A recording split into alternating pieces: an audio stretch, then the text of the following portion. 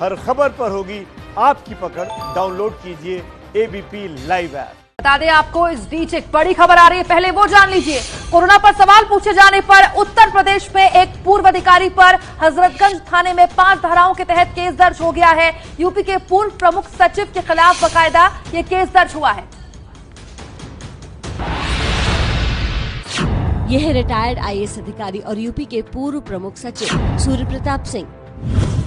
इन पर भारतीय दंड संहिता की दफा 188 यानी सरकारी आदेश की अवज्ञा, दफा 505(1)(b) लोगों में भय और भ्रम फैलाने वाले बयान देने, दफा 505(2) दो वर्गों के बीच घृणा पैदा करने, आपदा प्रबंधन अधिनियम 2005 की धारा 56 यानी सरकारी कर्मचारी होते हुए अपने कर्तव्य को पूरा न करना, और महामारी अधिनियम 1897 की धारा 3 का मतलब कोरोना को लेकर जारी आदेशों को पालन न करने को लेकर मुकदमा दर्ज किया गया है।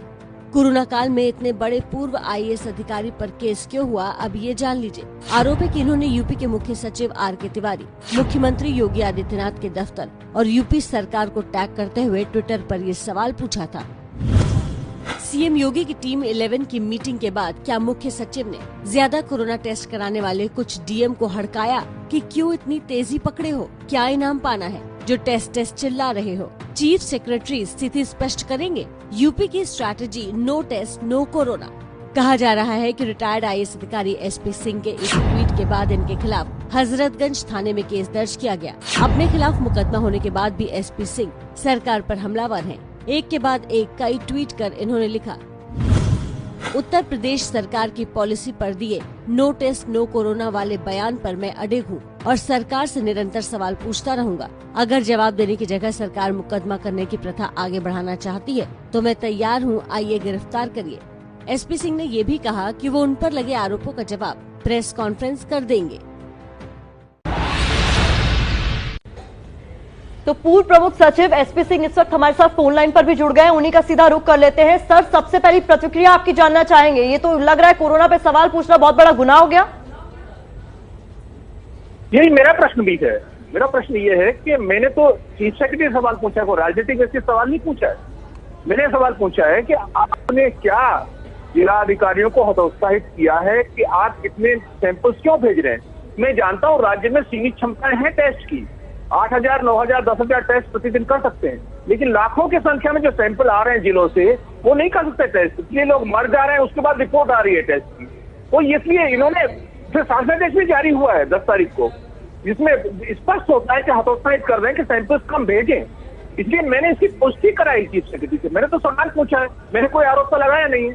और मुझे आश्चर्य इस बात का है कि ये जो सरकार अभिव्यक्ति की आजादी की दुहाई देती है और बात करती है, उसने ये मुकदमा दर्ज कराया। क्या ये मुकदमा दर्ज करने की प्रथा, ये तो हर पत्रकार सवाल पूछता है, हर चैनल सवाल पूछता है, क्या सबके मुकदमे दर्ज हो जाएंगे क्या? ये प्रथा गलत है, ये लोकतांत्रिक नहीं है। ये मुझे एसपी सिंह जी मेरा सवाल है आपसे कि क्या आपकी पुरानी दुश्मनी थी कोई प्रमुख सचिव से? क्या आपने जो सवाल पूछा उस सवाल से डर गई है सरकार? क्या वजह क्या लगी आपको मुकदमा दर्ज कराने की?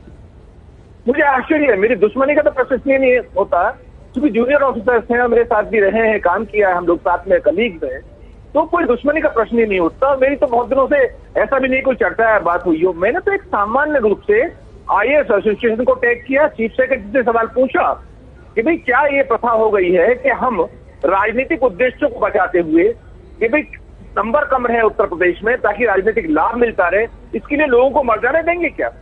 क्या लोगों का जीवन ज्यादा महत्वपूर्ण है या राजनीतिक लाभ उठाना ज्यादा महत्वपूर्ण है? और ब्यूरोक्रेट इस्तेमाल तो नहीं हो रहे? क्या ये अपने कर्तव्यों से आप पलायन तो नहीं कर रहे हैं? ये मैंने सवाल पूछा है कि हमने संविधान की शपथ ली है, हम जनता के प्रति जवाबदेही है, ना कि हमें कि राजनेताओं के प्रति जवाबदेही है।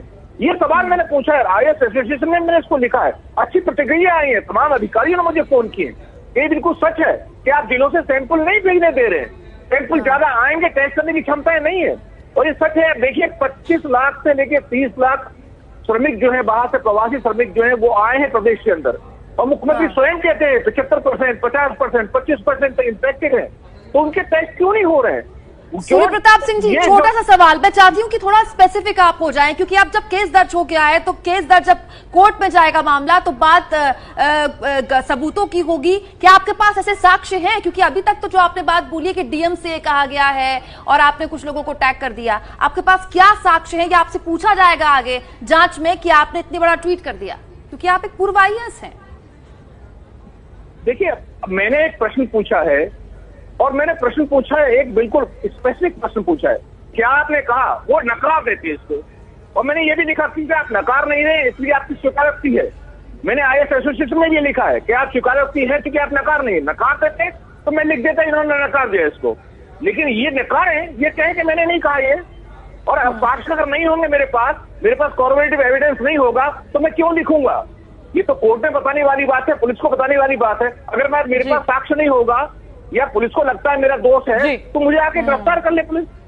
जी, बहुत बहुत शुक्रिया हमारे साथ जुड़ने के लिए सूर्य प्रताप सिंह जी। इस मामले पर और भी अपडेट हम लेंगे। हमारे साथ संजय त्रिपाठी हमारे सहयोगी जुड़ गए हैं। संजय, इस मामले में जिस तरीके से लगातार प्रतिक्रिया आ रही है, खुद सूर्य प्रताप सिंह वही हमारे साथ लाइव जुड़े हुए थे, उनका ये साफ तौर पर कहना है कि उन्होंने तो अपनी बात रखी, फ्री स्पीच के अधिकार पर हमला है सीधे सीधे। आप इस मामले में को कैसे आगे बढ़ता हुआ देख रहे हैं? क्या कुछ हो सकता है इस मामले में?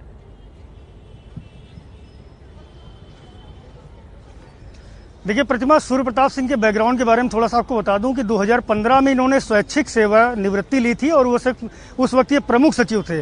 25 साल की सर्विस जब एक आईएएस अधिकारी कर लेता है तब वो प्रमुख सचिव बनता है, और ऐसे में लाजमी है कि तमाम आईएएस अधिकारी, सीनियर अधिकारी उसके जूनियर सीनियर रहते हैं और उससे संपर्क बना रहता है।